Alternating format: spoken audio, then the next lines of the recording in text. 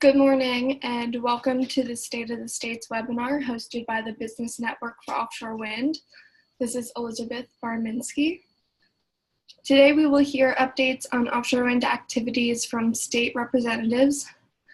Unfortunately, due to the government shutdown, BOEM is not able to participate in the webinar, but I will provide a quick overview of the U.S. market, including California activities. At the end of 2018, BOEM conducted the auction of 3 lease areas in Massachusetts, totaling over $405 million, the biggest auction price to date. Earlier this month, New York Governor Cuomo announced a commitment to 9,000 megawatts of offshore wind.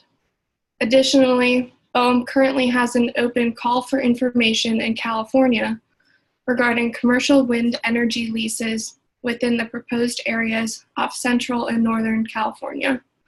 The deadline to submit nominations is January 28th. With all the recent activity, the U.S. now has 16 energy areas totaling 21 gigawatts of offshore wind potential. There are 4 gigawatts in the project pipeline to be constructed in the next 5 years, and 19 gigawatts in the state procurement pipeline by 2035. The U.S. market is moving full steam ahead.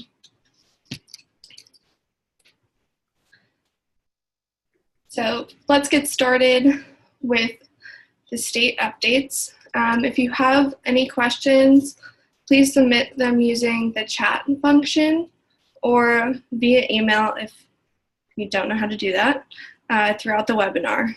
We will address questions at the end of the webinar. Oh, shoot. Okay. Someone let me know that I couldn't see, you guys couldn't see my slide. So I have this slide of the state activities with the 16 wind energy areas, 21 gigawatts. And then information about the questions.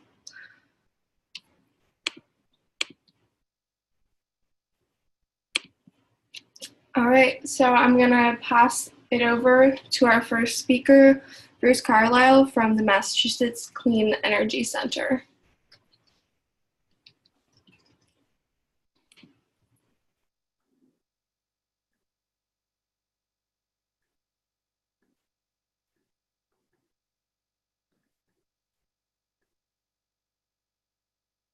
A really informative webinar, and so thanks again. And to introduce myself, and Elizabeth, when the slides come up, I'm still looking at your question and answer slide, so waiting on my first slide, but I'll introduce myself while you pull that up. So I started here at Mass CEC as a senior director for offshore wind at the end of November. Picking up for Bill White, who many of you probably know, who has moved on to the private offshore wind developer team of EMBW. Prior to my role here at Mass CEC, I was the director of the Massachusetts Office of Coastal Zone Management for the last 7 years. Next slide, please. So I'm just going to walk you quickly through leasing and procurement updates, talk to you about the Vineyard Wind Project, and then highlight some of the initiatives here at Mass CEC for offshore wind. Next slide, please.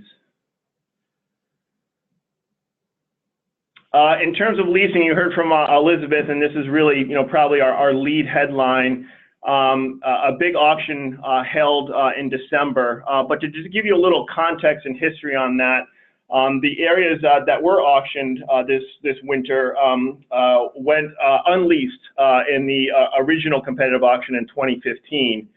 There were unsolicited bids submitted to BOEM back in 2016, and then we went through the process with our intergovernmental task force and BOEM's proposed and final sale notices back in 2017 and 2018.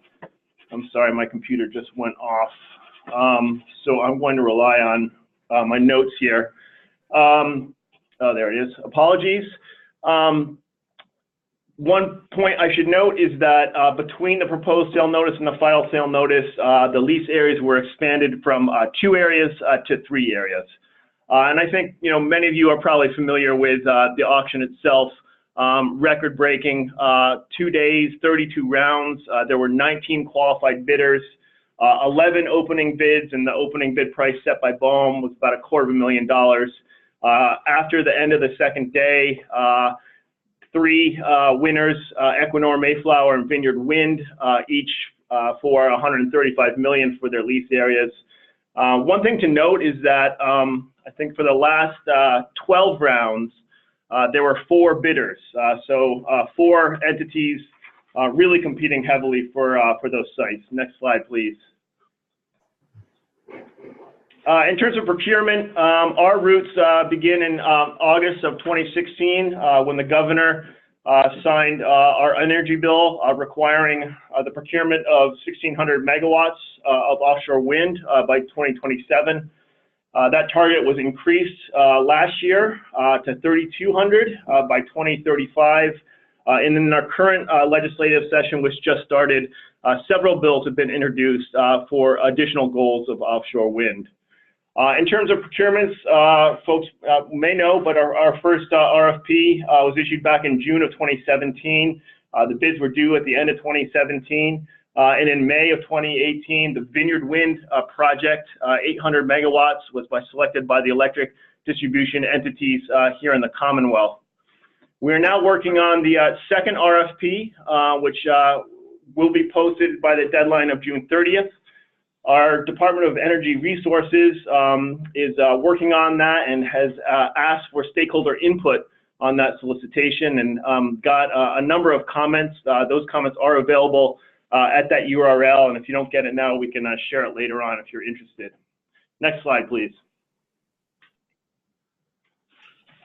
So just a few updates on the Vineyard Wind project. They are well along in permitting. On the federal level, the draft environmental impact statement was out and comments were due this Tuesday. Unfortunately, due to the federal government shutdown, a series of BOEM public meetings have been postponed. And we're still waiting to hear what BOEM is going to do in terms of extending and rescheduling those. On the state level, our final environmental impact report was submitted and comments due at the end of, due today on that, and a state decision in the next 2 or 3 weeks on that final EIR. Vineyard Wind's been focusing heavily on their supply chain, and folks may know that back in November, MHI Vestas Offshore Wind was selected as Vineyard Wind's preferred supplier. That's the 9.5 megawatt machine, 84 units to make up their procurement. Vineyard Wind's also in the process of working on several other prime tenders, and best and final bids from entities are due in Q1 and Q2 of this year. A few days ago, Vineyard Wind, with the National Wildlife Federation, Natural Resources Defense Council, and Conservation Law Foundation announced a landmark agreement on special protections for the North Atlantic right whale. So I encourage folks to look that up. It is a big deal up here where marine mammals, and especially the highly endangered North American right whale, deserve special attention. One other note is Vineyard Wind has been working, I think, pretty extensively on fisheries and fisheries engagement, and it's proposed some mitigation to associate with their project. Next slide, please.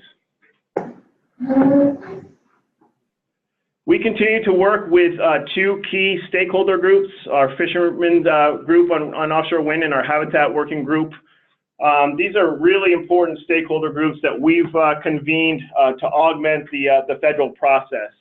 Our fishermen's working group has about 20 representatives from different ports and different fisheries, along with state and federal agencies.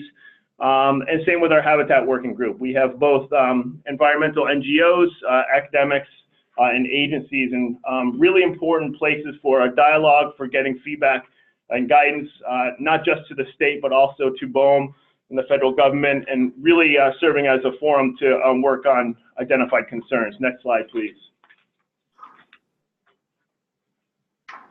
An initiative we have on data information and analysis is a MedOcean pilot that we're doing, working with the Woods Hole Oceanographic Institution and AWS True Power, using a tower that Hui has just south of Martha's Vineyard, very proximate to the wind energy areas. And really the purpose here is to be able to generate publicly available data and to be able to provide that for researchers and for their entities and for developers to use to verify and validate their own MedOcean information. The first year of information, October 2016 to 2017, confirms an excellent wind resource in these areas, no surprise there. One thing I thought would be interesting for folks to note, we did ask ISO New England to do an analysis of what would have happened had we had offshore wind up and running during a really severe cold period we had last winter. We had about 16 days of 0 to 10 degrees and a lot of strain on our grid and electric generation and power generation. And the ISO analysis came back using information from this MedOcean station, which was modeled by AWS True Power, which basically found that at 1,600 megawatts project would have performed at about 70% capacity, which is a very high level, producing more than 400,000 of megawatt hours during that period, and notably resulting in $80 to $85 million in savings and about 11% or about 200,000 short tons of CO2 avoided. Next slide, please. We've been doing a lot of work in infrastructure in ports, and folks probably familiar with this special designed facility that we built in New Bedford to specifically support the staging and deployment of offshore wind projects. Back in December of 2017, Vineyard Wind, Deepwater Wind, and Ørsted, Bay State Wind, all signed on with an option agreement. And then in September, this past September, Vineyard Wind executed that lease option and will be occupying the terminal beginning in December 2020 for 18 months. In the meantime, we continue to host marine survey vessels, shipments of onshore blades, and other cargo. Next slide. So New Bedford will not be the only location. There is plenty of need and demand for portside, quayside space for different manufacturing, different service and different components, as well as operation and maintenance. And to get really a better handle on that and to be able to engage with the supply chain, we did a study in 2017 and augmented it a bit in 2018, looking at 19 sites, really detailed engineering assessment and looking at different redevelopment and reuse cases, really specific to offshore wind. And again, you can find that on our website if folks are interested. Next slide. So supply chain is a big focus for us right now. We are working with our associates with the Massachusetts Office of Business Development, Housing and Economic Development, and other partners on this, spending a fair amount of time with different businesses and companies, kind of walking them through both the sites and their business models and different local supply chain entities. We've hosted 2 supply chain forums.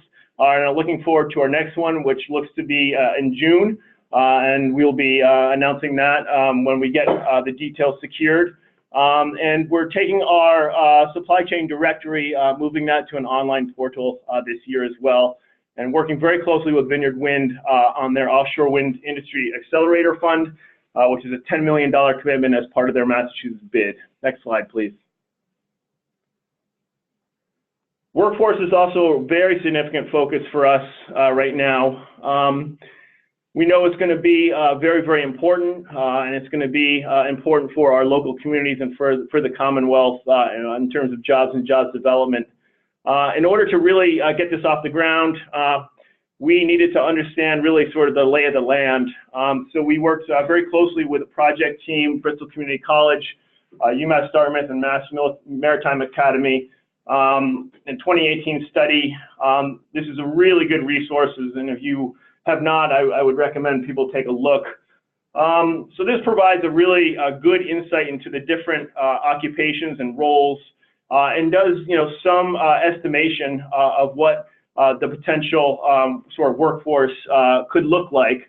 With a finding of, for 1,600 megawatts, approximately 2,000 to 3,000 job years during that construction, and about 140 to 250 operation and maintenance jobs over the course of a 25-year project. And again, these are estimates and models, but some assumptions that go into those, but reasonable assumptions.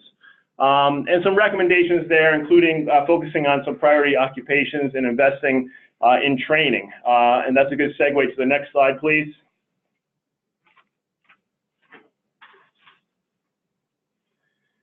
So Mass CEC entered into the sort of workforce arena this year with a commitment of $400,000 for a solicitation that we put out. And we do have some additional resources from Vineyard Wind's Workforce Fund to be able to leverage and cost share. So that solicitation closed back in November, received a bunch of different applications, which are kind of sort of grouped into three categories. What we call sort of career introduction, getting folks introduced and familiar with and interested in offshore wind.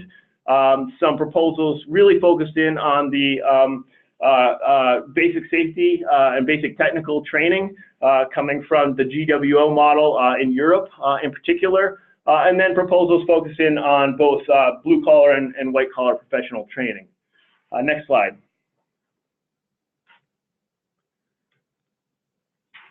And then my last slide here is, last but not least, continuing to coordinate, collaborate, and partner with our higher education institutions here in the Commonwealth, focusing in on some identifying and working to address our priorities for offshore wind research. And in particular, the group you see here, 9 entities here in the Commonwealth have convened to sponsor this national partnership called Power US, and back in December issued a white paper, essentially a framework on the research needs and networks and guiding themes. And again, I would encourage everybody to take a look. And then just this week, we're very pleased to be named on the National Offshore Wind Research and Development Consortium Board of Directors, and really look forward to participating with the consortium on some much needed investments in research and applied science in the field.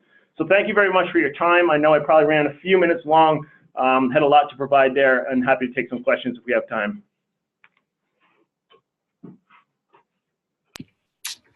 Thanks, Bruce. I'm going to try to get Scott Jensen from Rhode Island up on the call. Yeah.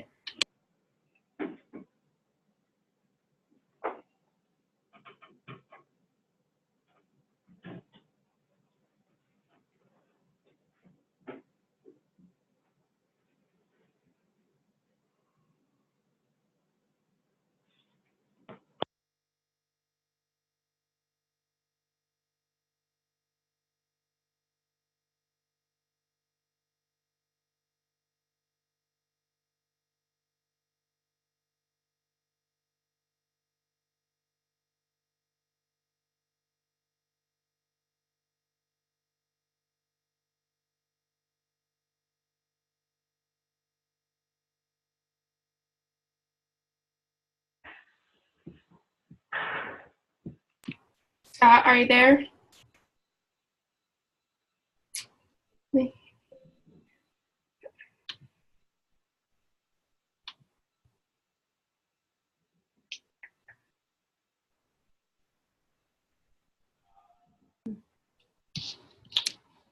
I'm trying to figure out what line they've called in from. So just bear with me for 1 minute.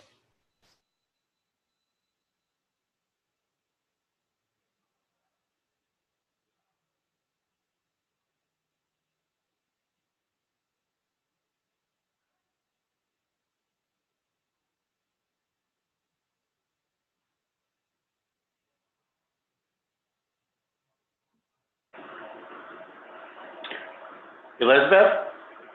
Yes. It worked. Yep, we're here. All right, go ahead. Good. Well, first off, hello, everybody. I'm more thrilled to be on this call than you know. I am the Director of Labor and Training here in the great state of Rhode Island.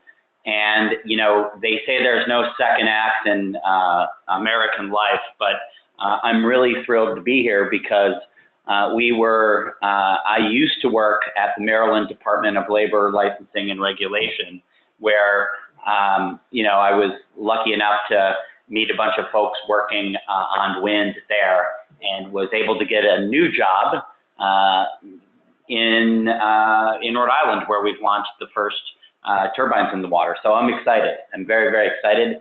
And I want to share really quickly, maybe a more targeted presentation than my colleague Bruce from Massachusetts, because this one's just about Rhode Island's workforce strategy when it comes to wind.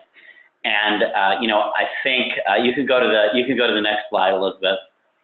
We're only 2 quick slides, but I want to tell you a little bit about the state sector-based workforce strategy called Real Jobs Rhode Island.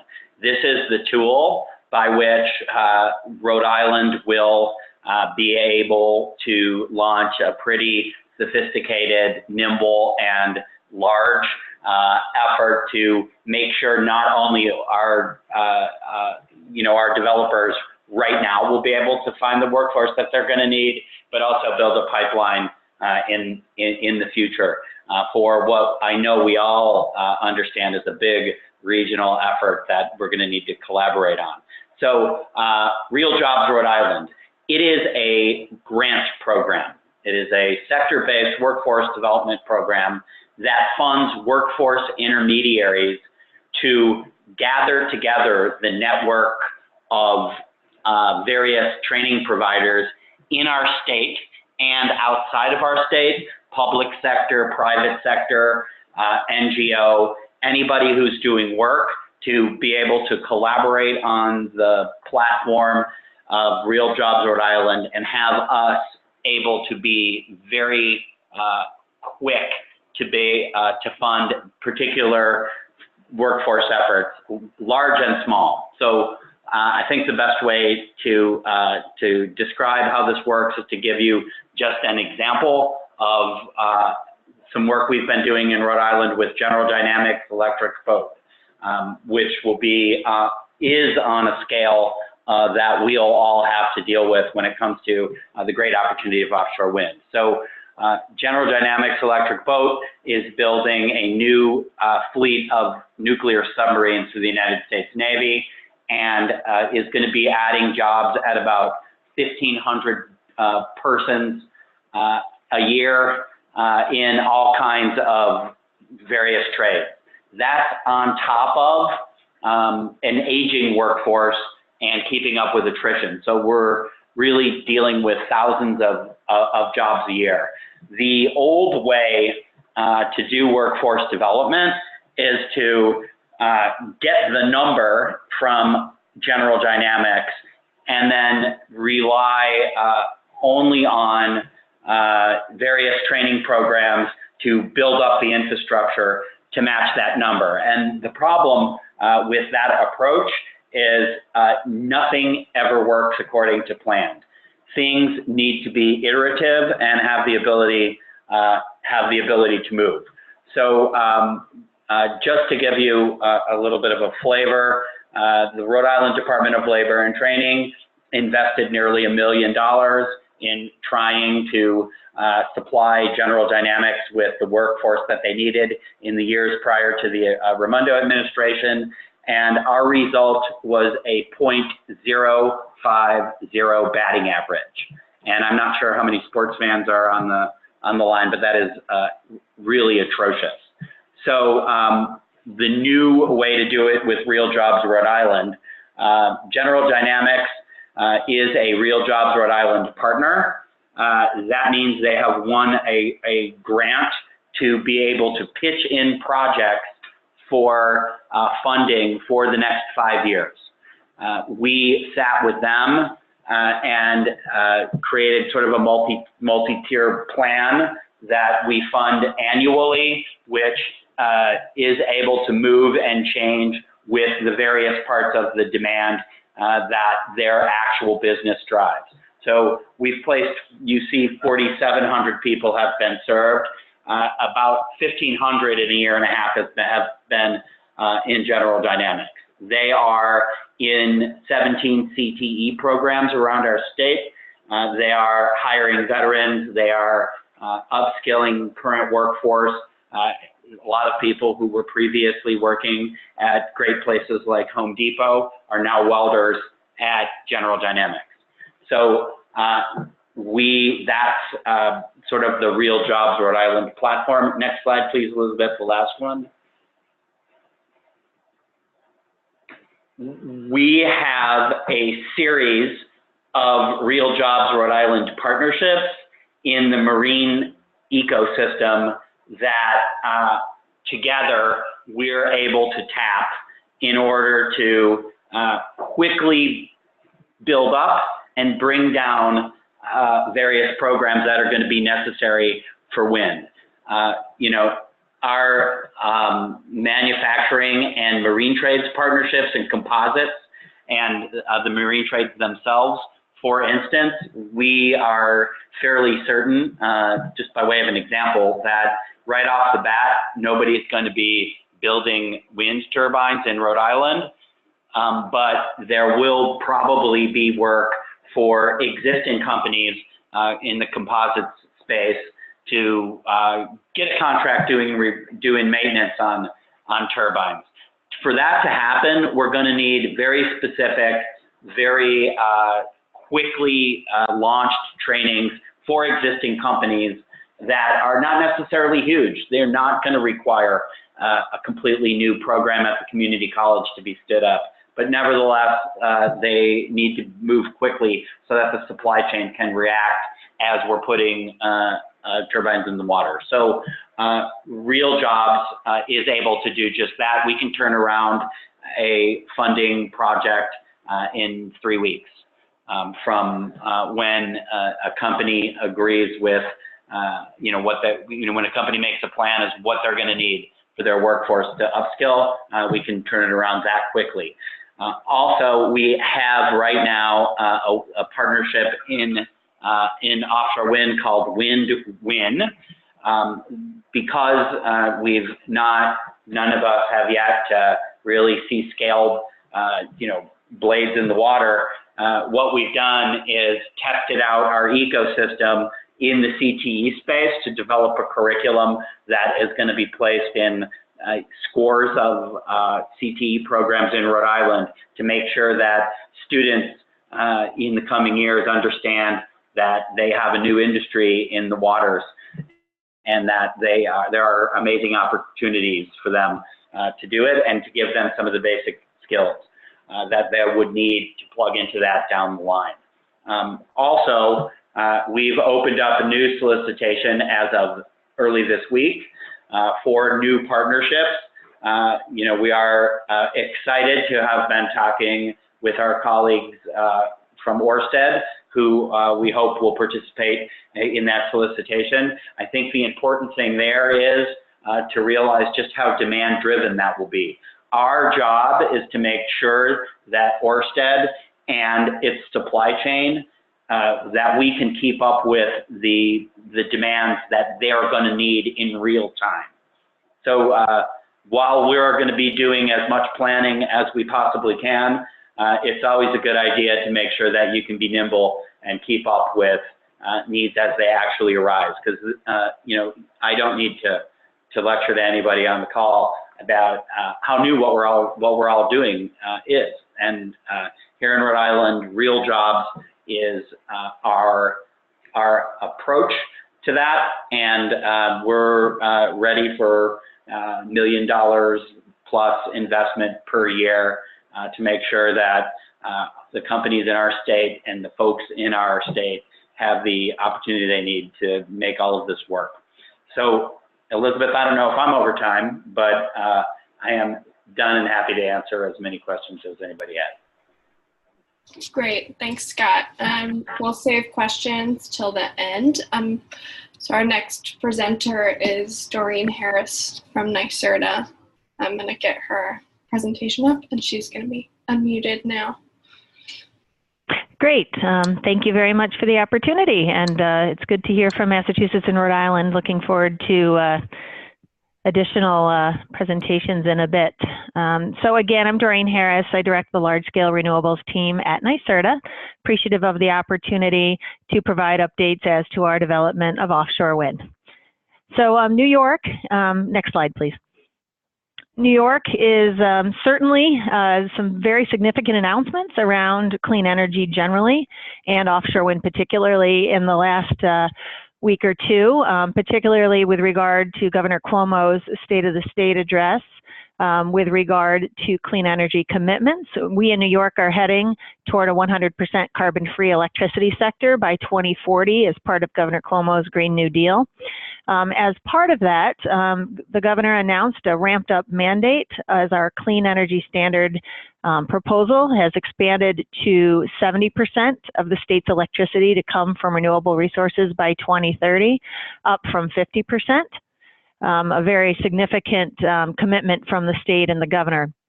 As part of it, Governor Cuomo announced an expanded commitment to offshore wind, as you see, to 9,000 megawatts of offshore wind by 2035.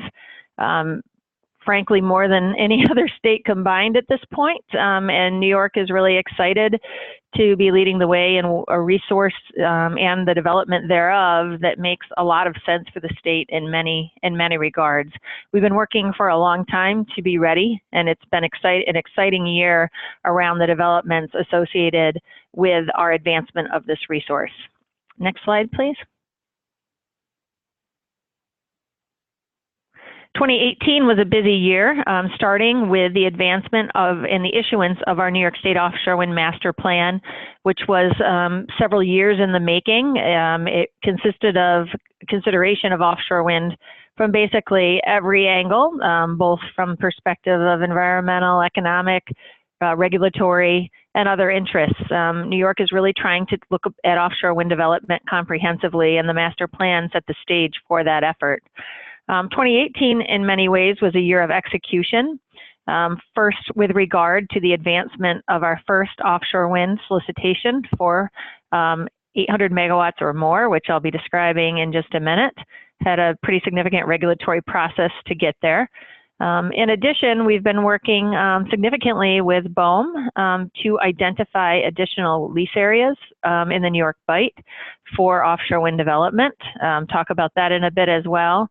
And then in addition, NYSERDA in general has been advancing along with our state partners many activities to continue the foundation of the master plan. We have a number of different efforts similar to those that Bruce identified around the effectuation of offshore wind development here for the state. Next slide, please. So again, in November, New York issued our first offshore wind specific solicitation. We do have a 130 megawatt contract for the South Fork Wind Project that has been advancing through the Long Island Power Authority.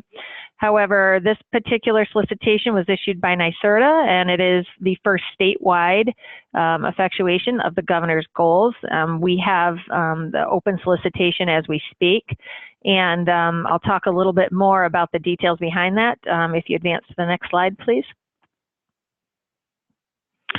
The solicitation is much like the work that we've been doing as a state. We consider offshore wind development from a cost-effective and comprehensive / responsible perspective. The RFP was really designed in that way. We obviously are looking for the best priced projects, but we also are looking for projects that are consistent with the objectives of the state with regard to responsible development, and particularly with a commitment for those who think about offshore wind development in that light. We have a very, as I said, comprehensive solicitation that we've issued. We'll be considering the awards based not only on price, but also the economic benefits that the project developers will commit to New York should they receive an award, as well as the viability of the project. We do have the ability to award 800 megawatts or more of offshore wind through an OREC contract that NYSERDA will be awarding. We may award one or more projects resulting from this solicitation, depending on the bids that are received. You can see bids are due February 14th. We anticipate awards in the spring and executed agreements this summer, so as to obviously move as swiftly as possible, considering expiring tax credits, as well as an objective to advance offshore wind as expeditiously as we can in general for the state. Next slide, please. As I had indicated, this RFP was really considered from the perspective of comprehensiveness.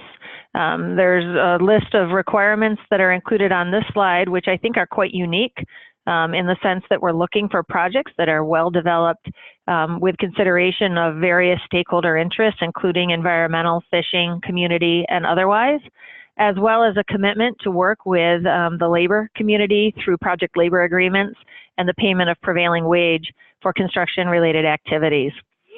So to that end, much like Bruce had described, we hosted our first supplier forum in November, just after the issuance of the RFP.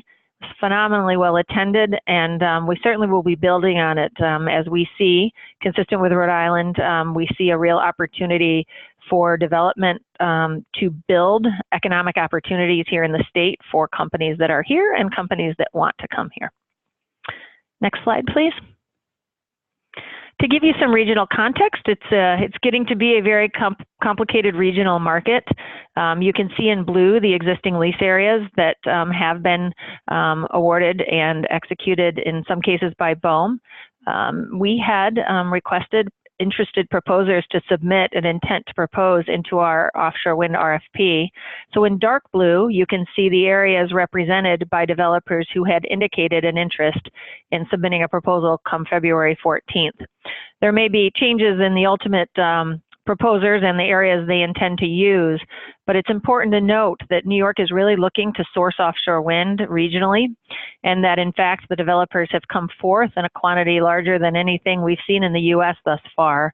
5 different developers have indicated an interest in submitting a bid, and we're frankly really excited at the competitive and comprehensive nature of the response that we are expecting come February 14th. In addition, as I indicated, we've been working with BOEM very directly to advance additional lease areas for offshore wind development in the region. We think it's a really important aspect of bringing more companies to bear on this new market, as well as a new opportunity for the region really to see this economic growth that will result. So we were pleased to see BOEM's draft wind energy areas that I'm sure they would have spoken about today would they have been able to. They are expected to issue final wind energy areas in the near term, which will lead to leasing.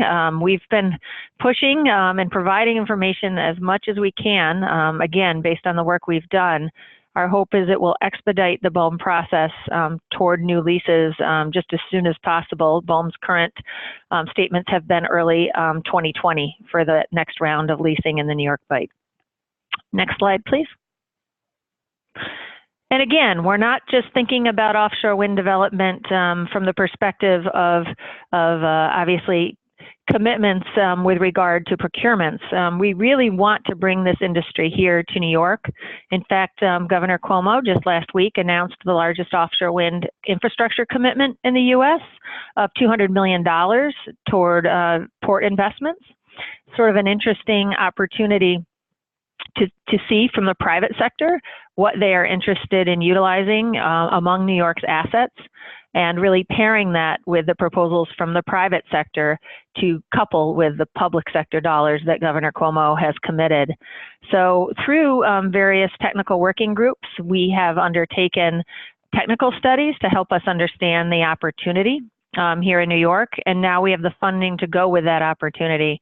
So the time is really right, and we're looking forward to the creative investment opportunities from the private sector through the bids we'll be receiving in less than a month. Next slide, please. And also, I know Bruce had mentioned the National Offshore Wind Research and Development Consortium. We were very pleased to be identified as an awardee for that consortium from the Federal Department of Energy. It's a very much a place where NYSERDA is very comfortable operating, and certainly with regard to the need and the opportunity for offshore wind cost reductions, we see this as being a great place for New York to operate, obviously, as the awardee of that consortium. We were really excited last week, as Bruce had mentioned. We just had another board meeting, and or it was earlier this week, actually. We were pleased to see Maryland, Massachusetts, and Virginia joining the consortium, along with a number of new private companies who have also joined. Indeed, the Offshore Wind R&D Consortium is really leading the way with regard to this opportunity here in the U.S. We'll be issuing our first RFP for projects actually next month. So a really interesting and exciting opportunity, and we need all the other states to join us, so consider yourself among the group. We're looking forward to moving this effort forward on behalf of the U.S. broadly.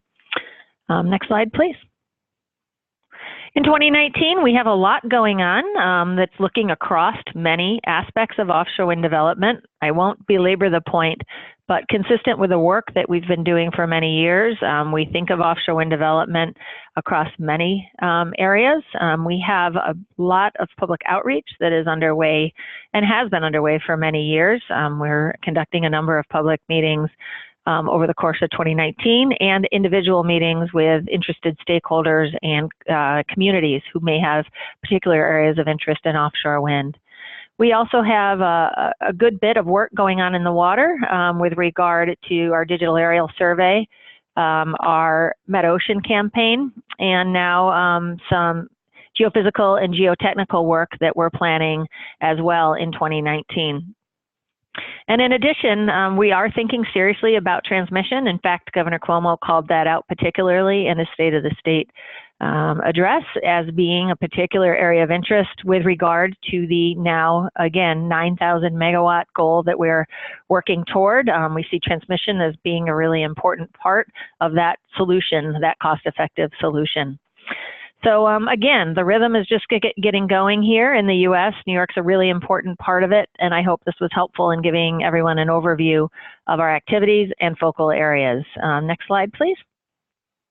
And again, should anyone have questions, of course, the webinar allows, but also here's my email. Please do reach out anytime. We're excited to talk offshore wind at any point. Thank you.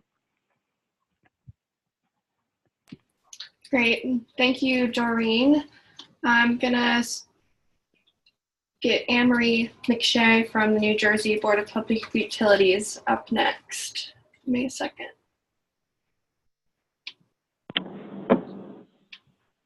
Anne-Marie, are you there? Yes, I am.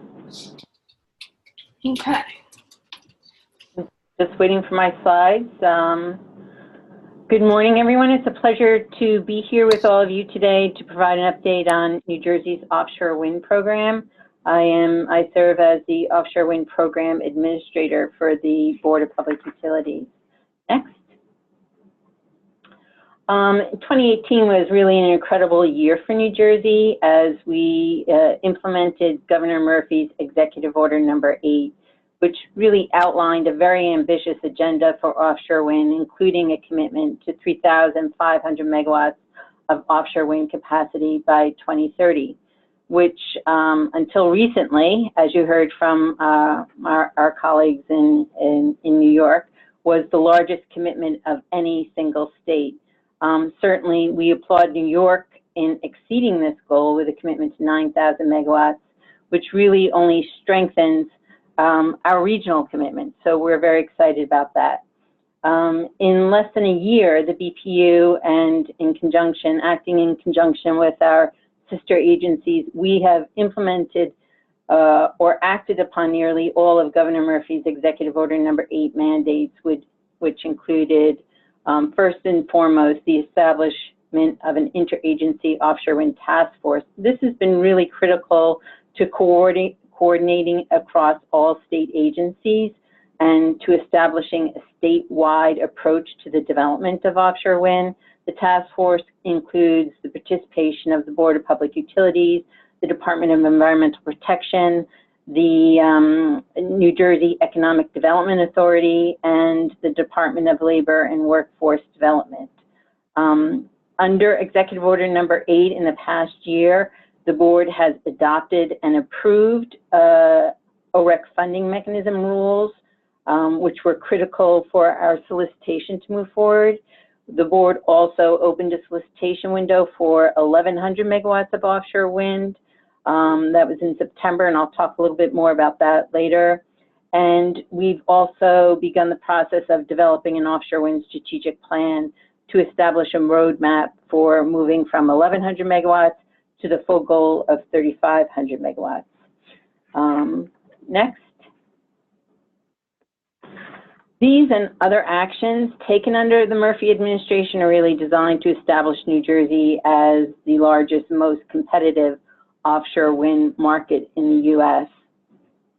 There are a number of key factors which contribute to that, including our coastline. Chief and foremost, we have 130 miles of open coastline centrally located to regional offshore wind markets.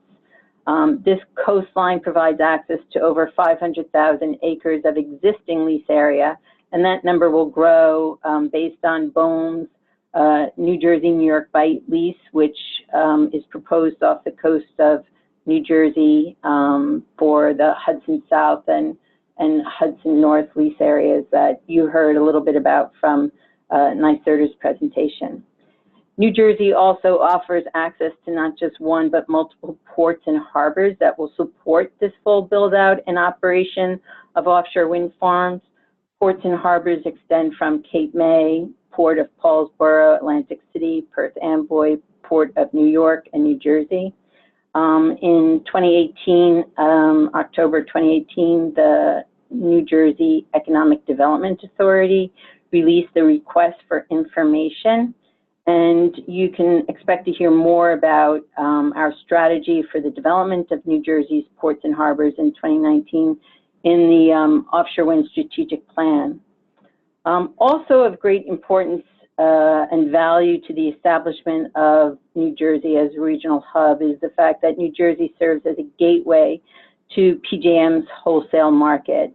And this is the largest, most competitive market in North America, and certainly will be important to ensuring demand, growth, and integration of 15 gigawatts or more of offshore wind from the region.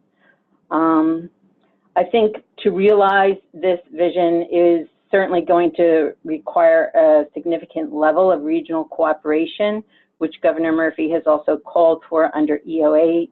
And we are in discussion with our neighboring states and certainly expect to see more in 2019 as we consider major infrastructure projects and as well as the environmental protection needs for operating in this area.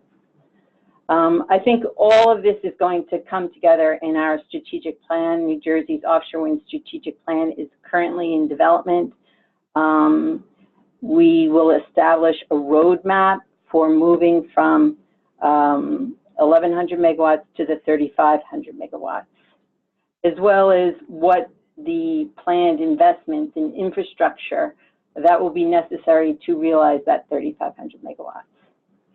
Next. Just a little more on the strategic plan. Under Executive Order number 8, it calls upon us to focus on all the critical components for offshore wind development, including achieving scale to reduce costs, job growth, supply chain businesses, workforce development, data collection, and the appropriate siting of facilities, as well as ensuring that the natural resources are protected throughout the development and operation stages of offshore wind energy production. And in support of this planning process, we've just begun our outreach to stakeholders and engagement. We had 3 general public stakeholder meetings in the end of 2018 and are planning more issue-specific discussions with stakeholders in the first quarter of 2019. We also had a supply chain networking event in November 2018 at Princeton University, which was very well attended, and hope to plan a follow-up to that in the first half of 2019. Next. In terms of our solicitation, we recently had an 1,100 megawatt solicitation. This is the largest solicitation of any single state in the country. But in addition to this, Governor Murphy also announced a full solicitation schedule to realize the 3,500 megawatt goal.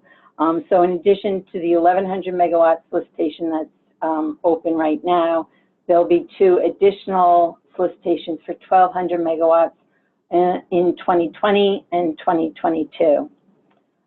This will allow for offshore wind developers and supply chain to anticipate demand for new capacity and plan its investments. It also supports the state in terms of being able to plan for our investments in infrastructure around ports, harbors, transmission, and workforce development. Next. So in terms of the current solicitation, this was announced in September 2018, was opened by the board in September 2018, and recently closed December 28th, 2018.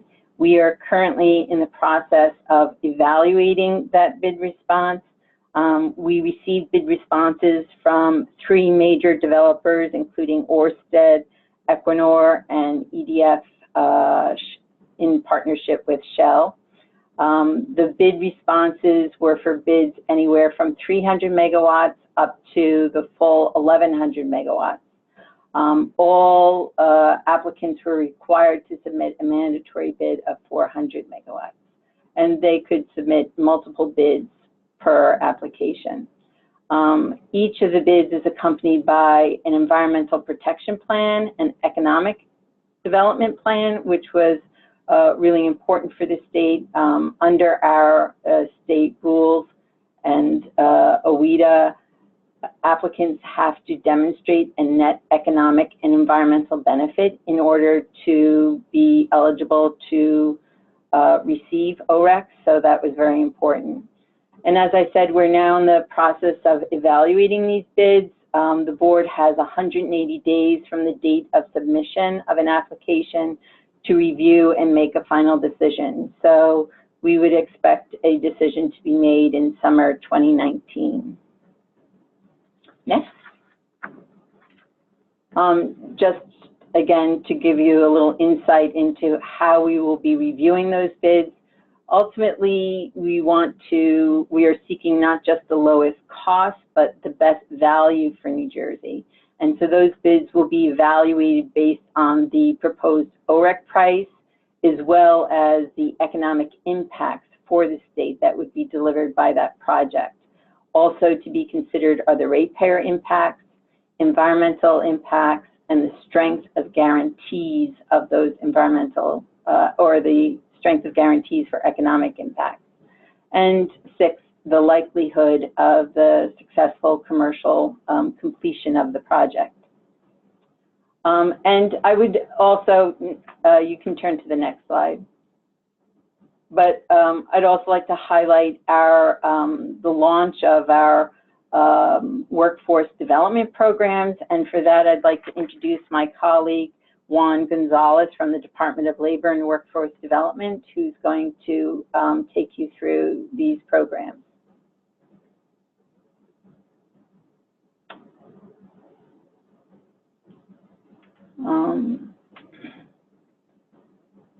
Elizabeth, are you able to bring in Juan? Yeah, give me 1 second. I didn't know you were switching. Okay, 1 sec. All right, here we go. Good morning, everyone. Thank you, Anne. Like she said, my name is Juan Gonzalez. I am the Construction and Energy Director for the Industry Partnerships. And what they are basically is New Jersey Labor Department's newest model for building what we call sector partnerships. What we want to do is facilitate business and government collaboration to meet the workforce and economic challenges. Our industry partnerships want to bring together these business leaders from similar sectors to discuss what their workforce needs are, operational challenges, and anything that pretty much affects their bottom line. Part of our meetings, we're also going to have these representatives or public agencies. We like to call them silent partners, who will work to develop customized solutions tailored to the specific and express needs from the industry sectors. Some of the goals we plan to assist with are creating career pathway trainings, any type of educational training. We also want to create a pipeline where we can link the career seeker with the employers in these meeting rooms. This will ultimately increase the potential earnings for both the career seeker and the employer. So our ultimate goal is for these individual businesses to thrive and encourage foundational support for this industry collaboration. It's a very unique opportunity to identify problems and handle them collaboratively. If anybody has any more questions on that, I'll be here to answer them. If not, you can always send me an email. And I'll send that at the end of the meeting in the chat. Thank you.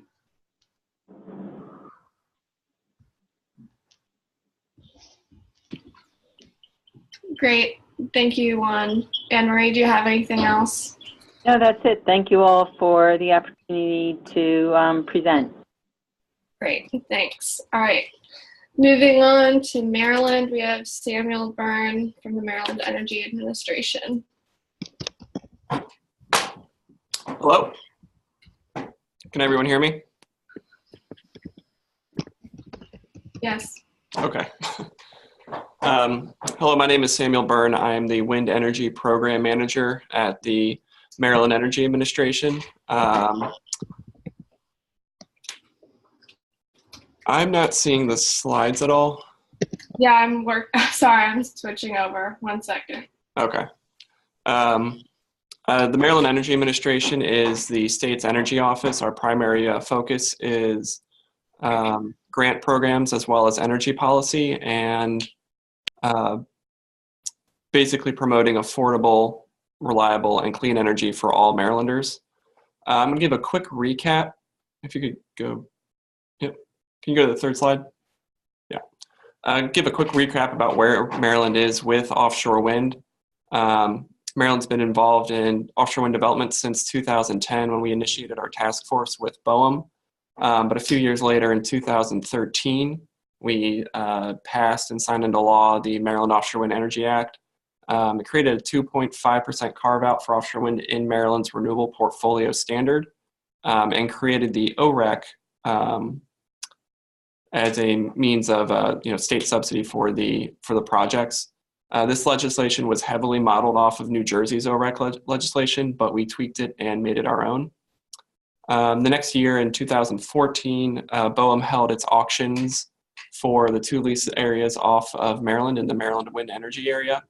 And those leases were awarded to U.S. Wind Inc. of Baltimore, Maryland for more than $8 million. And later in 2017, after a 6-month review of projects submitted by Skipjack Offshore Energy, which is a subsidiary of Deepwater Wind, which recently merged with Ørsted and U.S. Wind, the 2 projects were approved to receive OREC payments beginning in 2021 for a price of $131.93. That is in 2012 dollars. So that translates to about $167 in 2021, when they can first receive payments. U.S. Wind has submitted and received approval for its site assessment plan, and it will be installing, or is expected to install, a Met Tower this summer off the coast of Maryland. I believe this will be the 2nd Met Tower in the country and the larger of the 2. And while Skipjack Offshore Energy has submitted their site assessment plan this past summer in 2018, and is expecting approval for that in Q1 or Q2 of this year. Obviously, the federal government shutdown is going to play into some of that scheduling as well. You can go to the next slide.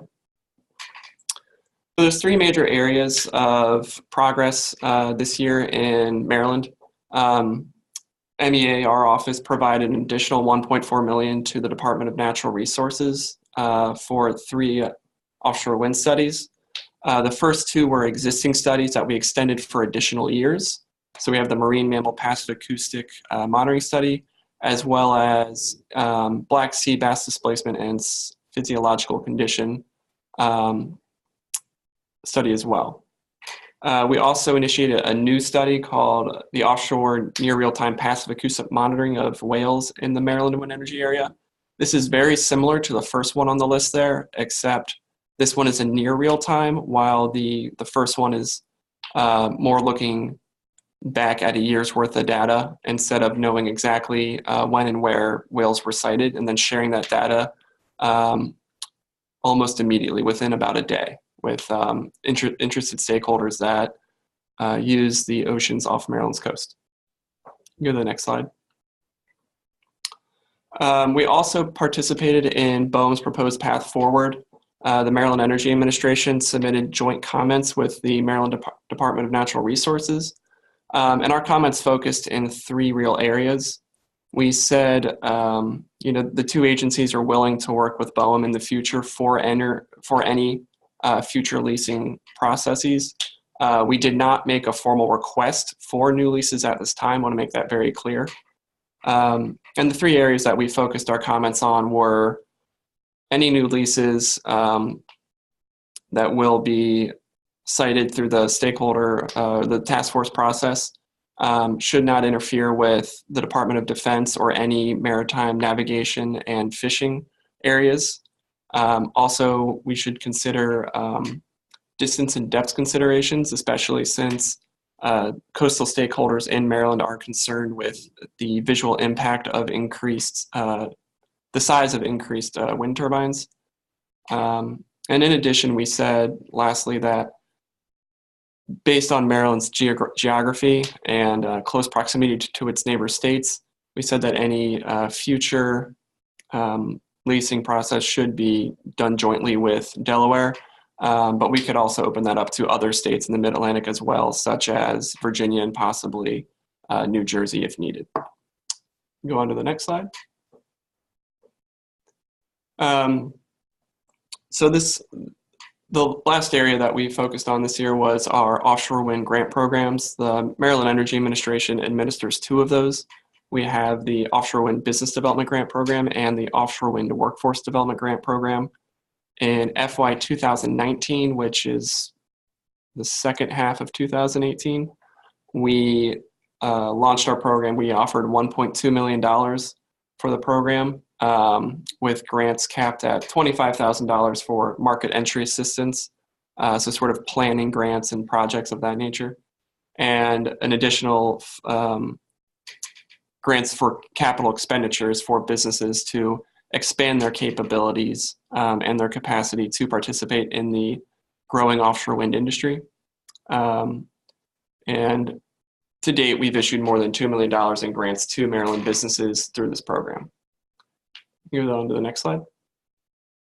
The Offshore Wind Workforce Program, it's very similar to the Maryland Department of Labor Licensing and Regulations EARN program, which is a nationally recognized program. You can work together on these 2 programs to get funding from both.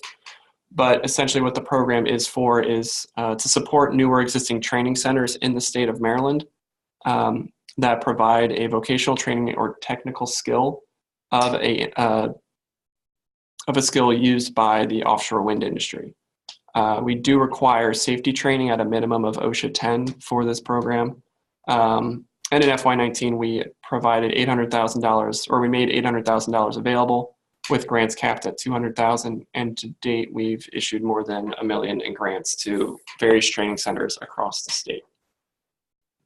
You can go on to the next slide. So the FY19 grant awards that we did this year, You can see them here between the business and workforce program. In total, it was more than $1.31 million out of a budget of $2 million.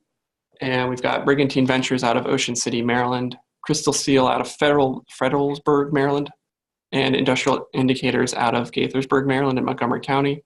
Then we also have the College of Southern Maryland and Jane Addams Resource Corporation. One of those is out of, I believe, Charles County, and the other is in Baltimore City. Jane Addams Resource Corp is the only grantee to return 2 years in a row. And with that, I'm going to conclude my presentation and hand it off to the next state. And if you have any questions, my contact info is on the next slide. Great. Thanks, Sam. So I'm readjusting our order slightly. We're going to go to Delaware next. Noise, so give me a second to get him unmuted.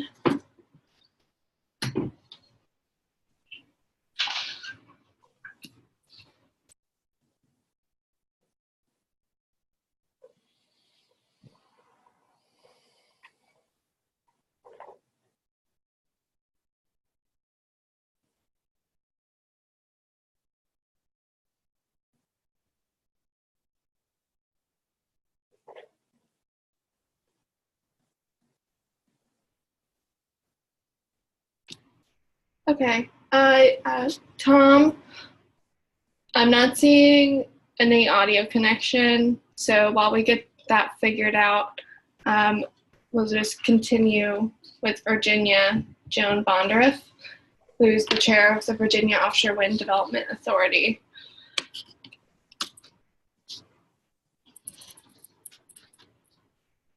And Elizabeth, you're going to have to go back to the Virginia slides. There we go. A brief introduction. I'm Joan Bondereth, and I'm a longtime maritime and environmental attorney in Washington, D.C., but I live in Northern Virginia. And about 8 years ago, when I saw the Virginia legislature was creating something called the Virginia Offshore Wind Development Authority to advise the governor on offshore wind prospects for Virginia, I said, I'm signing up for this. And I was named to the authority and renamed by the current governor, and I now serve as the chair. And we're an advisory body to the governor of Virginia on offshore wind. Next slide. So like some of the other speakers have mentioned, last year was a big year for Virginia and offshore wind as well, and I will briefly describe these current developments. Our current governor, Ralph Northam, is a major supporter of renewable energy, offshore wind, as well as onshore and solar, and he issued a new comprehensive energy plan for Virginia. At the same time, probably not coincidentally, the Virginia legislature enacted the Grid Transformation and Security Act, which I will also describe in its relationship to offshore wind and renewable energy. The State Corporation Commission is our regulatory agency for approving utility development, and our research lease plus the major wind energy area lease is held by Dominion Energy, which is a regulated utility in the Commonwealth. And so their projects have to go to the State Corporation Commission for approval. And our first offshore wind project in federal waters, CVOW, the Coastal Virginia Offshore Wind Project, was approved by the SCC last year. Finally, we had a new report on the supply chain and workforce development for Virginia, which was approved by the governor and issued by the private consultant BVG Associates. Next slide. So this is what's in the new Virginia Energy Plan that the governor supported and endorsed, and it calls for at least 3,000 megawatts of solar and wind resources to be developed by 2020. It definitely endorses the 12 megawatt offshore wind demonstration project, known now as CVOW, and a goal to develop the full 2,000 megawatts of offshore wind by 2028. There also are provisions in there for utility-funded energy efficiency programs for $100 million that Dominion Energy is responsible for, and I'll discuss how that's working in a minute. And then comprehensive evaluation of energy storage, as well as an electric vehicle transportation plan. And the whole plan itself is available at this link. Next page. At the same time, the governor was promulgating his new energy plan for the state. He also was able to sign into law last year the Grid Transformation and Security Act, which declared that 5,000 megawatts of wind and solar were in the public interest. And it also declared that the 12 megawatt demonstration project called CVOW was in the public interest, which becomes critical, which I'll mention in a minute. And then there were rate rebates allowed, allocated for Dominion customers as well as for Appalachian customers, and a commitment for $1.2 billion in energy efficiency spending. Finally required the utilities to pass through to ratepayers savings from federal tax reforms, which is an ongoing process, luckily for those of us who are ratepayers in Virginia. Dominion Energy, following the enactment of the legislation as well as the new energy plan, committed itself to 3,000 megawatts of new solar and wind, and has issued its first RFP under that commitment and under the legislation for up to 500 megawatts of solar and onshore wind. And responses were due initially last year and then in March of this year. And Dominion expects to issue these RFPs on an annual basis. Next slide. So this is the critical approval by the State Corporation Commission last year for the Coastal Virginia Offshore Wind Project. It used to be called VOWTAP, but I'm getting used to calling it CVOW. And that's the 2-turbine, 12-megawatt demonstration project developed by Dominion Energy. And it's part of a research lease that Virginia's Department of Mines, Minerals, and Energy first submitted to BOEM for approval, and they got approval for the research lease a few years ago. The research area is 27 miles from the coast of Virginia, and Dominion and the state believes that it will be the first operational offshore wind project in federal waters. Dominion solicited and hired Ørsted, obviously a major developer here in the States, to be their EPC contractor.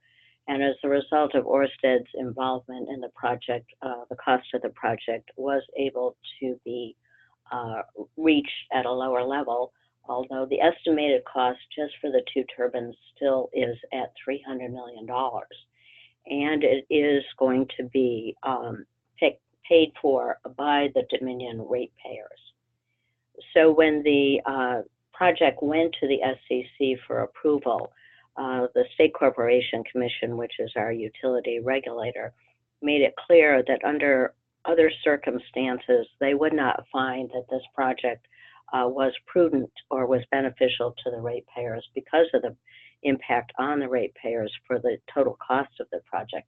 On the other hand, and more importantly, because the state legislature had declared that the project was in the public interest, the SCC found itself bound by that legislation, and therefore they did approve the project as being in the public interest. Dominion is the leaseholder not only of this project in the research lease area, but also they are going to be developing the larger wind and energy area.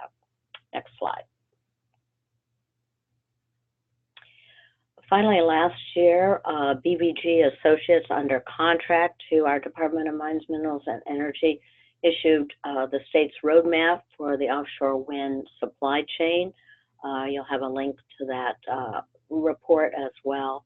And predominantly, the report calls for establishing a supply chain in collaboration with neighboring states, creating a specific Virginia office for offshore wind, soliciting anchor tenant developers and suppliers, particularly for the ports of Virginia, and expanding workforce development opportunities, which estimated at 14,000 jobs in the Commonwealth. The report has been also endorsed by Governor Northam, and proposals are pending with our current General Assembly to fund the new office for offshore wind. Next slide.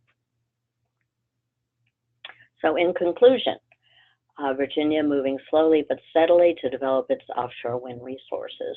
The Northam administration has been strongly supportive of not only offshore wind, but made a commitment to renewable energy for the state.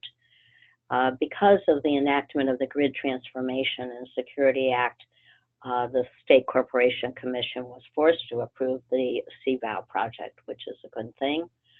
Dominion itself is working to implement the new state law with a series of annual RFPs, and Virginia is reaching out to collaborate not only with neighboring states on workforce development, but as was announced yesterday, it will be part of the new, haven't got the name yet, the National Offshore R&D Consortium, and we look forward to the issuance of the first RFP and to working with all of the states along the eastern seaboard who have made strong commitments to offshore wind.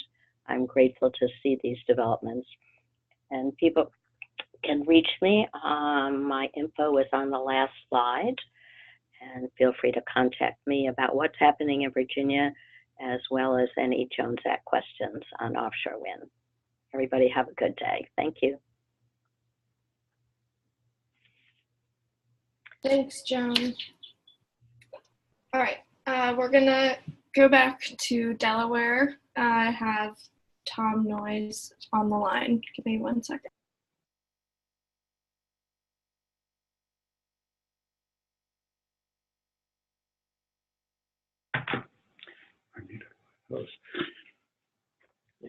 Good afternoon. Can you hear me? Yes, perfect. Wonderful. Thank you. I'm Tom Noyes. I'm Renewable Energy Lead for the Division of Climate, Coastal, and Energy, which means renewable energy in terms of my job duties includes offshore wind. I want to thank the Business Network for organizing this valuable roundtable for, I guess this is the second year, and I hope we will reconvene this time next year. We'll have a lot to talk about, I'm sure.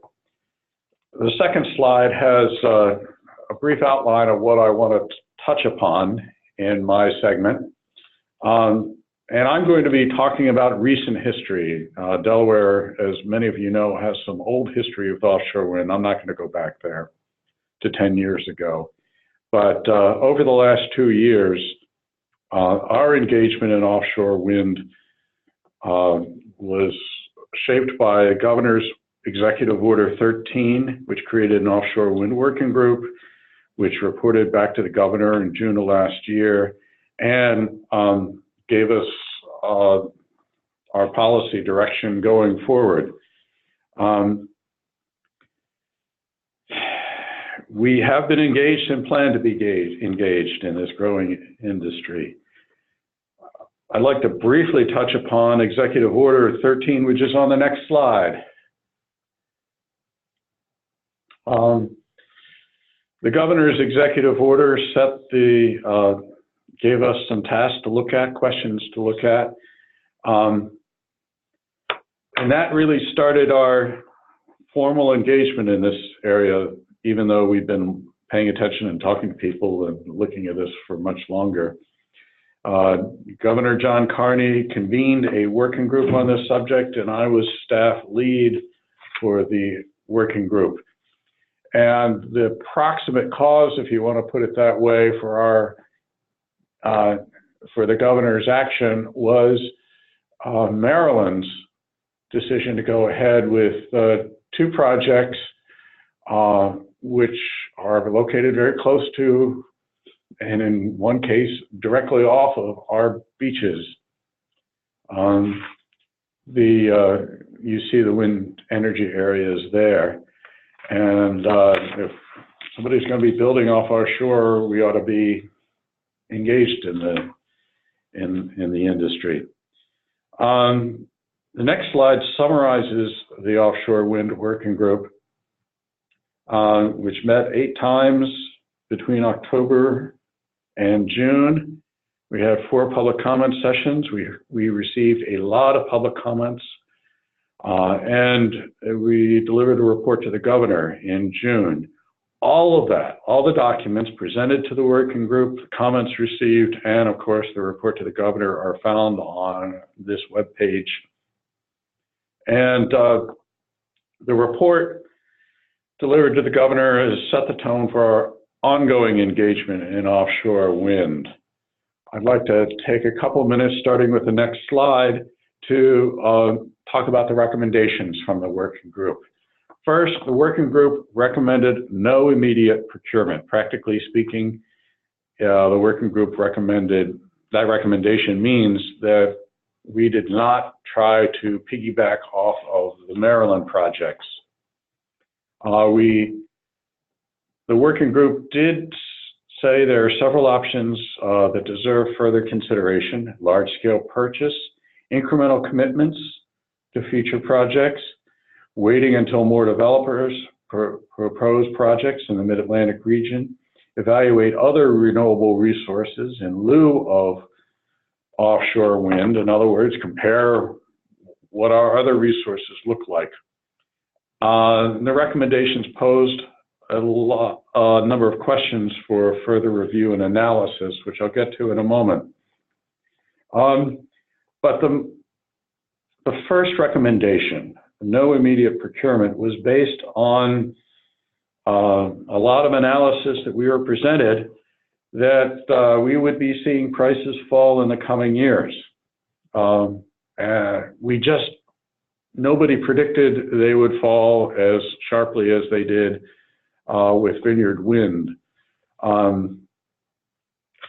But the fact that we're seeing the industry scale up and prices come down as quickly as they are underscore the wisdom of not jumping in immediately off of the first utility scale project, but that also underscores that this industry is developing a lot faster than we thought a year ago, as I think a lot of people would say. Continuing on the recommendations with the next slide, basically the working group gave us staff a lot of homework to do. What factors need to be considered if somebody proposes to sell us offshore wind, and we have had many conversations with a number of companies, what factors need to be considered as to whether we should solicit, go out and look for offshore wind, and what would Delaware need to do to position itself to become the location for part of the supply chain in the Mid-Atlantic. So we've been doing this homework, and on the question of procurement, our RPS law specifies that renewable energy has to be located in or delivered to the PJM region, which means we're not limited to 1 or 2 sites off of our beaches, but could engage with projects in wind energy areas off of New Jersey, for instance. So beyond the recommendations, what are we doing next, or what are we doing now? That's the next slide. We're doing our homework on the questions posed by the working group. We're watching with great interest as prices are falling. We're watching with interest as the industry starts to build a supply chain that can grow and adapt. The scale of what's committed or in the pipeline or proposed is really extraordinary. And from all the conversations we've been having with people in the industry and people from our neighboring states, is that this is going to be a supply chain that's going to grow and adapt. And the supply chain that's going to deliver the Maryland projects is an early version of that. And even as we go through a few megawatts, or gigawatts, excuse me, of projects, the supply chain will grow and adapt. More of the manufacturing will come to the U.S. We're probably going to see supply chain located up and down the East Coast that serves all of the projects as much as possible. The early idea of, and Delaware frankly had this idea 10 years ago, well, we go first and they have to locate all this stuff here in Delaware. That didn't work out, but given the way we see the supply chain growing and adapting, we're taking a very sharp look, and we'll be looking at in some detail how we can play a role in the industry development. What other assets do we have to bring to the table, particularly noting that we don't have the buying power of Maryland, New Jersey, New York, Massachusetts, et cetera. So turning to the next slide, I'll talk for a moment about what Delaware has to offer. We are expanding and looking at options to expand port facilities, recognizing that the ideal port for offshore wind development at this scale is probably not attainable in any state along the East Coast. There's just so much, this is such a densely populated and industrialized part of the country that the industry is telling us they're going to have to put pieces up and down the East Coast. We are working on mapping offshore wind industry needs to our industrial and workforce capabilities. Again, looking for where are niches where Delaware can play a role. And there's some couple of interesting historical examples that come to mind. Offshore wind industry is something that's going to develop at a scale that we rarely see a new industry attain in such a short time. And so brought to mind Manhattan Project. Well, DuPont Company in Wilmington helped design and set up the Oak Ridge plant in World War II. The Moonshot, which had its major locations, Houston and Cape Canaveral. But not many people know that the space suits that went to the moon were designed and manufactured right here in Dover. So we're looking for opportunities at that scale. I'll talk a bit more about management training in a moment, but the final thing I want to say about what Delaware has to offer is that we, like our neighboring states, have made a commitment to greenhouse gas reductions, very recently underscored, as I'll point out in a minute. Turning to the next page, we've had, I've heard a lot of conversation, and even in preparing for this webinar, about roles for the trades and how to train, and roles that our two-year community colleges can play. We've got a unique offering that I'd like to bring to everyone's attention here this afternoon for management training. A lot of people are talking about training the trades. Who's training the people who are going to run this industry as we grow to gigawatt by gigawatt? The Offshore Wind Academy at the University of Delaware is scheduled for its first sessions in March of this year. There'll be 1, 2, and 3 day sessions. The university is presenting this, featuring experienced leaders in the industry from Europe and the US. In other words, we're going to have people here in Delaware who have built this industry in Europe. We strongly recommend that anyone interested in playing a management role, whether on the business side, as well as anyone on the government side who's going to be sitting across the table from offshore wind managers, we encourage people to take advantage of this program. I know I'm going to be there, and I'm bringing at least 2 colleagues. It's a unique opportunity, and as we look forward in the future to continuing to sit at the table with our fellow states and industry leaders, when we're talking to these big companies, we want to know as much as possible about the industry and not just sit there and nod our heads like we think we know what we're talking about. So there's a link on that slide there. We encourage you to consider this, and for anybody joining the Skills Academy, look forward to seeing you there. Finally, as to the point of commitment, on the next to final slide, just last week, our governor said that we are committed to reducing greenhouse gas emissions to at least 26% below 2005 levels.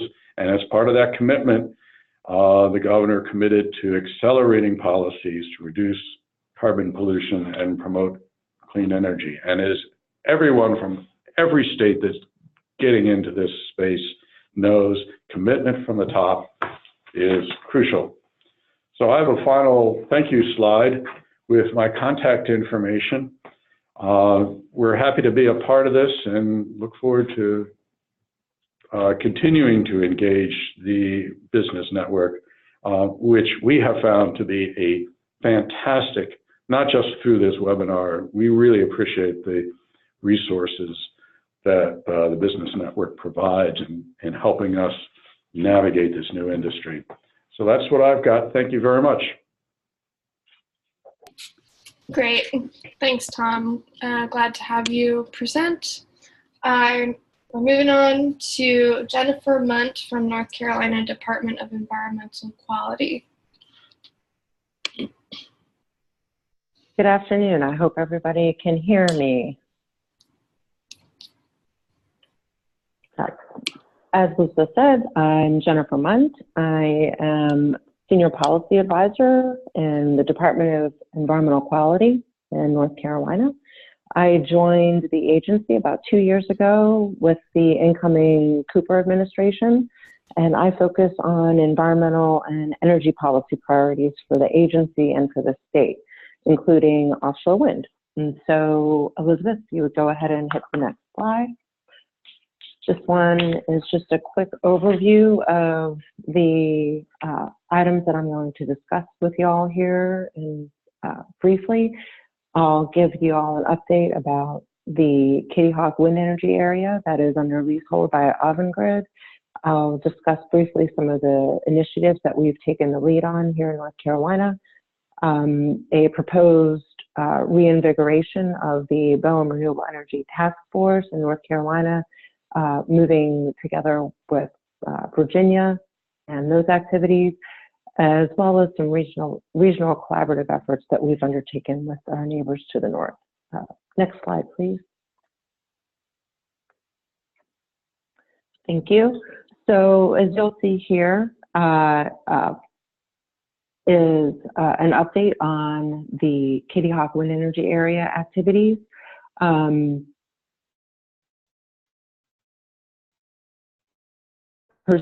Pursuant to a meeting that I attended back with leader Avangrid, as well as representatives from state and other federal agencies providing an update on the activities with the leasehold off Kitty Hawk, we found that the area will be developed in 3 800 megawatt stages for a potential of up to 2,400 megawatts, with 10 megawatt turbines that have a 40-year expected lifespan. The location of where the turbines will be located is still pending geological, geophysical, and benthic other assessments. And speaking of, according to Avangrid, The company anticipates submitting its site assessment plan to BOEM in July of this year and expects to complete and submit its COP in 2021. And while Avangrid is evaluating onshore landing locations in North Carolina, it appears that Virginia is presently in the best position for potentially off-taking the energy based on its potential for interconnection in terms of capacity, existing infrastructure, and its location within PJM's regional transmission organization. Next slide, please. So in terms of efforts that our state has endeavored into and initiatives, I want to just point out three things that we've done in the past year since our participation in the 2018 State of the States update. We created an offshore wind strategy team, which is made up of experts from non-governmental organizations, representatives from the Southeastern Wind Coalition, trade representatives, and staff, including myself and colleagues from our state's Department of Commerce, as well as participation from our governor's office. We've been meeting for almost 6 months to help further refine recommendations for supply chain and ports assessments. We created an offshore wind industry development and energy generation white paper, and we have been collaborating on intrastate efforts to help implement the initiatives and directives under Governor Roy Cooper's Executive Order 80, which he signed on October 29th of last year.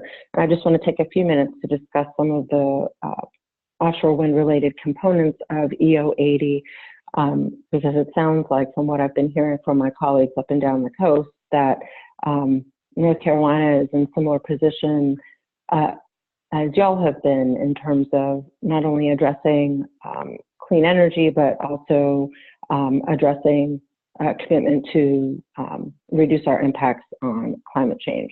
So in Governor Cooper's EO, he committed North Carolina to demonstrating our commitment to address climate change and to transition North Carolina to a clean energy future. As part of the executive order, it includes a goal to reduce statewide greenhouse gas emissions by 40% below 2005 levels. Encompassed within the EO is the requirement for my agency, the Department of Environmental Quality, to develop a clean energy plan that fosters and encourages utilization of clean energy resources, including wind, to facilitate the transition to a modern and resilient electric grid. The requirement to develop a plan is, we're directed to include stakeholders from across the state, representing all manner of industry, businesses, power providers, technology developers, local governments, residents, and really as well as academia, and really anybody who has an interest in advancing clean and renewable energy opportunities for the state. The time frame for developing this clean energy plan is pretty fast-tracked. We're supposed to be submitting it to the governor by October 1st of this year, so we have our work cut out for us. In terms of the work that this offshore wind strategy team will be doing to help with the implementation of that clean energy plan under the auspices of the EO implementation is to help derive baseline or business as usual case examples for where and what we believe offshore wind will be in terms of the makeup of the state's clean energy portfolio, in terms of business as usual cases, as well as what could be anticipated based on research and evaluation of what is off our coast. Moving on to the next bullet, we have created an interagency offshore wind leadership team that has been reviewing some of the strategy team recommendations, and has been exploring opportunities for offshore wind and onshore wind site visits from developers and researchers. And then lastly, in terms of North Carolina's state-led initiatives, earlier this year, our agency secretary, Michael Regan, submitted a letter in response to BOEM's request for feedback, requesting that the Bureau evaluate additional areas for offshore wind leases off our coast, provided that those areas are evaluated and recommended after full consideration of exclusionary and positive factors as appropriate. Next slide, please. I want to just give a quick preview to what we think might be happening with regards to reinvigorating our renewable energy task force here in North Carolina. We had been in contact with our colleagues at BOEM towards the end of 2018, and were developing tentative agendas for a joint Virginia-North Carolina task force meeting, tentatively to be held in late February or early March of this year. Obviously, due to the shutdown, that time frame for planning those meetings might well be pushed out. But in terms of the items that were discussed that we might be bringing up for such a task force meeting include Executive Order 80 implementation, some of which I just described, the recently released Virginia Energy Plan, an update from BOEM staff on where they are in terms of responses to the request for feedback for additional wind energy area leasing opportunities, receiving updates from developers, from Avangrid and from Dominion with regards to the wind energy area leases, the wind energy leases off of our respective coasts, and what our two states are doing collectively and collaboratively. Like I said, that task force meeting is still pretty much being developed, and we anticipate that would be held in Eastern North Carolina, but again, with the shutdown, those conversations have essentially stopped. So next slide, please.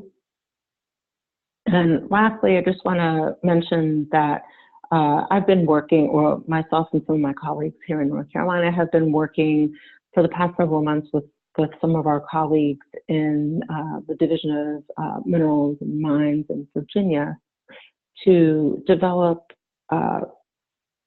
opportunities for us to leverage and build on our regional strengths within both of our states, and then looking to see how we can expand those strengths and economies of scale throughout the Southeast region. So some of the, quote, pillars of cooperation that we identified, at least between North Carolina and Virginia, that we think could be expanded across other states, include how we address federal actions. So in both Virginia and North Carolina, and as I was hearing from some of the rest of you, we made formal requests to BOEM for evaluation of new wind energy areas. We collectively share concerns about siting and conflicting areas off of our coast. And collectively, I think we all are interested in monitoring federal and/or congressional activities that might impact how offshore wind industry and development progress off of our coast. Another quote pillar of cooperation is promoting regional capacities with one voice and shared messaging by emphasizing our cooperative efforts with developers, OEMs, and supply chain technologies. We've been, like I've mentioned, we've been in early discussions to expand this partnership or collaborative with other states in the region. Identifying and promoting our state's assets and resources, including transmission infrastructure, how we promote regional infrastructure and supply chain assets, leveraging our state's resources for evaluation and research and development investments, And then lastly, how do we provide a forum for information sharing and for sharing best practices, including discussions of regulatory processes and requirements, military compatibility, fisheries, and other hobbyist uses of offshore areas, tourism, and vessel traffic for starters. And so again, this is just an informal collaborative effort that we have been engaged with, and we continue to pursue it, and that will be something that we'll probably be able to report back to y'all in 2020 with next year's update. And with that, I will just point you to my next slide with some contact information. And I appreciate your time and the Business Network for inviting us to participate again this year. Thanks, Elizabeth. Thanks, Jennifer. All right, our last presentation is from Catherine Reed at South Carolina Energy Office, along with Professor Paul Gaze from the Coastal Carolina University. Great. Can you all hear me? I hope so. So I guess you all are muted, so I guess I can't tell. But anyway, I'll begin talking once the slides are up.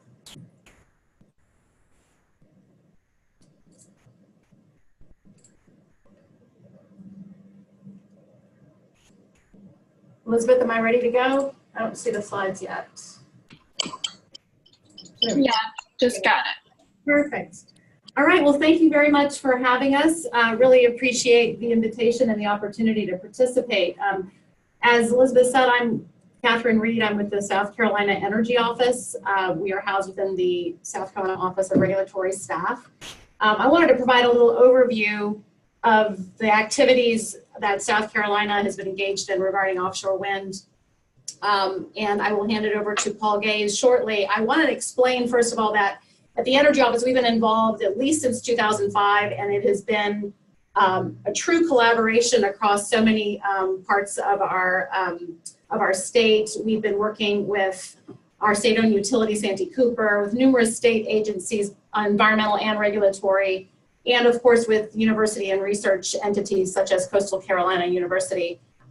So here's what I want to say. After hearing all this, I am filled with envy about all of the political leadership that I know a lot of other states have that help guide their offshore wind activities, all these executive orders, all these statewide goals. We unfortunately do not have that. However, I can say with pride that we have been working actively since 2005 to lay the groundwork and to really put a lot of things in place that will hopefully eventually facilitate our moving forward. And we have had some really positive developments.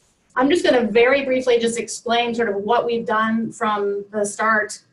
Back in 2005, the State Energy Office, along with Santee Cooper, which is the state-owned utility, contracted to get an initial set of wind maps developed. So that kind of set us off to at the beginning just to identify the wind resource. And at the time, it was pretty much exclusively offshore rather than onshore. That then led to a variety of things, including in 2008, our state legislature created the Wind Energy Farm Feasibility Study Committee that went on for a few years, and they allowed us to, they gave us the goal of studying the feasibility of wind in South Carolina. At the same time, we also, the State Energy Office was able to work with a variety of other entities to receive the Department of Energy Coastal Clean Energy Grant that allowed us a tremendous amount of opportunity to really get some serious work done. In addition to, there was an offshore wind transmission study. We also were able to work with our Natural Resource Agency to develop a spatial database of some coastal aquatic resources.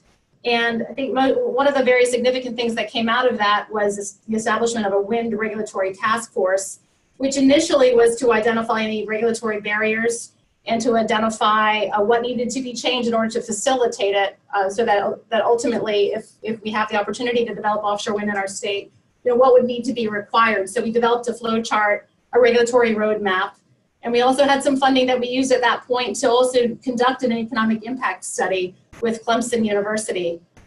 So we really have been gathering data. We have been having regular meetings with this task force, even though we've had some final deliverables from that grant. That task force is still in existence, and we are continuing to meet and plan on meeting later in March to discuss some of the developments that Paul will be talking about shortly.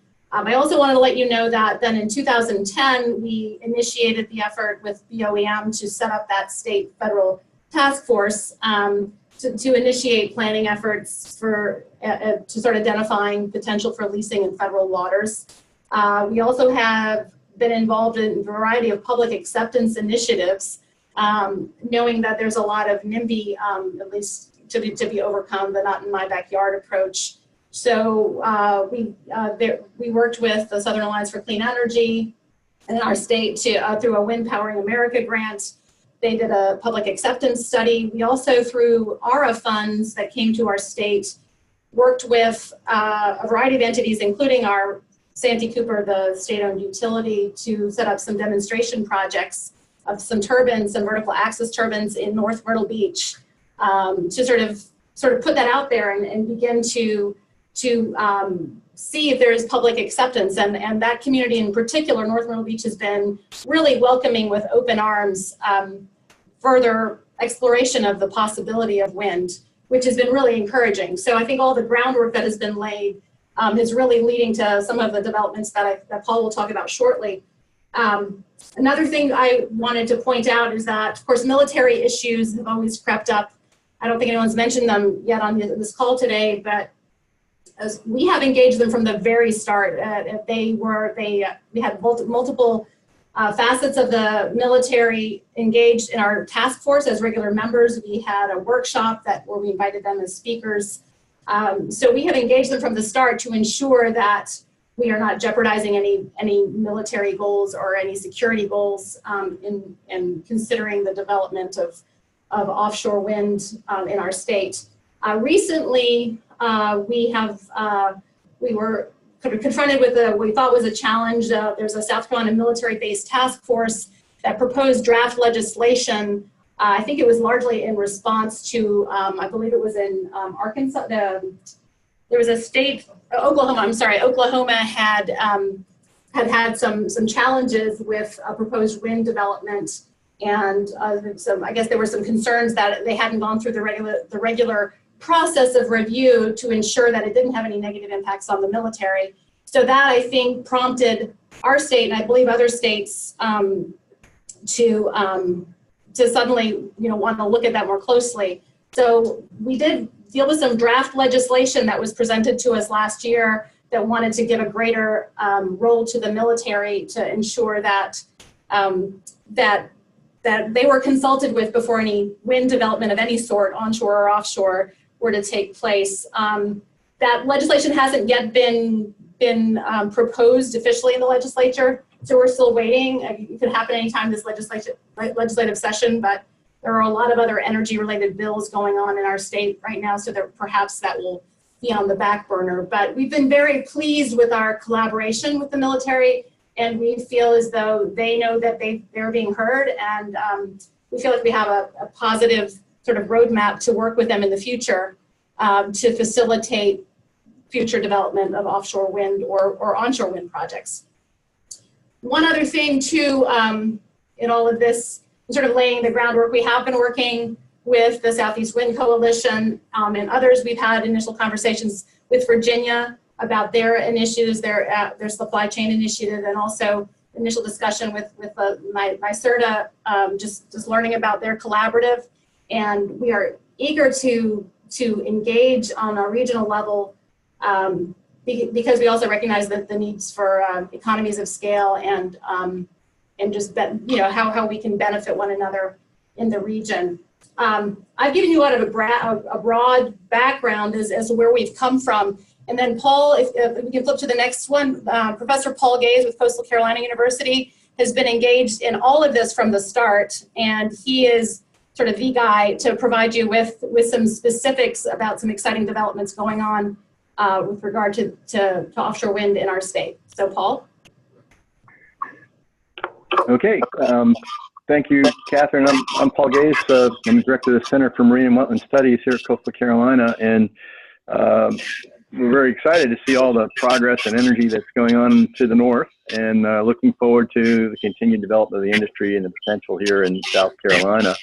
As Catherine's mentioned, we've been pretty much in a rather preparatory mode, gathering a lot of information, doing a lot of the baseline work as the industry becomes established and begins to make those forays perhaps further to the south. And there's some activities that are probably noteworthy in that process. A lot of the research that's been going on has really been a great team with Savannah River National Lab and Clemson and Santee Cooper and the Energy Office. It's been a very, very strong team for a long time, looking at a diverse area of interest. And others have jumped in, DNR and such. It's been quite a collaborative effort.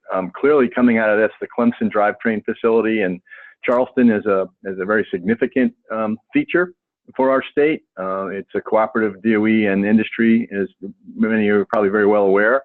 And the expansion to the grid simulator has been very productive as well. And we're starting to see quite a bit of engagement with industry around that facility, and the potential that holds. And as Catherine mentioned, the Southeast Wind Coalition has mapped out a lot of the supply chain that exists in the region, and that includes South Carolina, and there are significant elements of that here, even absent of having an offshore industry in place, so to speak.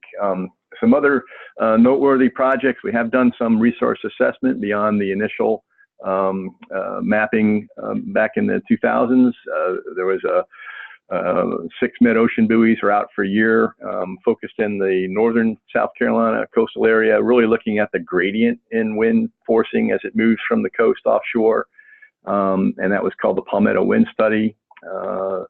There's been some other kinds of campaigns in the research side, some work for Bessie that was looking at the total forcing that might be expected in some of the wind energy areas, and this was up and down the coast, and that included tropical and extratropical storms. So it was an updating of exceedance curves and what that might influence any kind of design standard consideration, as the forcing from Florida to Maine is quite different. And here in the Carolinas and much of the Mid-Atlantic, we do see both extratropical and tropical pretty frequently. So it's a particular challenge to be considered. So those have had some preliminary studies working with some engineering firms out west that do design for offshore towers in the oil patch in the Gulf.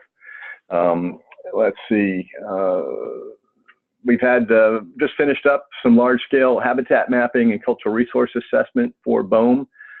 Through the BOEM process, there were a number of wind energy areas defined in South Carolina. We saw the map from our colleagues in North Carolina not long ago on the screen. 2 of the areas in South Carolina are more or less adjacent, just to the south of the North Carolina areas, and the bulk of the rest of them are really in the Long Bay area. That's the area between Cape Fear and Cape Romaine, which is pretty much the northern third of South Carolina. So that's really where the initial focus, and at least in terms of BOEM planning, has been. There was a request for interest in those areas. 2 companies had established interest. One of those has dropped out. One of those has remained stated as being interested. They're probably quite busy in some of the areas up in the Mid-Atlantic right now. So South Carolina still awaits all that development and excitement up there to come to fruition, and we'll continue to be trying to plow the fields and lay the foundation to help a lot of that out. One of the more significant things that's happened of late, and this is say in the last year and a half, there was, or maybe 2 years, there was a onshore SODAR deployment that was funded through Vaisala and Santee Cooper and Southern Company. There were SODARs put in a couple of areas in the southeast, Alabama, Georgia, South Carolina, I believe North Carolina. And that was getting some actual first glimpse information, perhaps, at some of the hub height wind potentials. Much of the mapping was done on basic modeling with some expectations of what the boundary layer looks like. Obviously, in southeast, it's rather warm and rather convective. That boundary is a little different in its slopes than it might be typically found in other parts of the country. And that has continued. We've maintained two close to the coast SODARs onshore in South Carolina. One here in Conway on campus, probably about 6 or 7 years of data, about 8 miles inland from the coast. And then another we've been maintaining right behind the dune line in the north corner of the state. And working now recently with Iowa State University, who has had a lot of DOE support to look at taller tower technologies, and considering the potential that measured data might project as opposed to some of the modeling that's been out there. I think there's been an updating going on in the wind resource potentials. Certainly Vaisala has done that. They announced it at a WEA meeting in Atlanta last January, and hopefully we'll see that more broadly available in the near future. And I think NREL is updating things as well.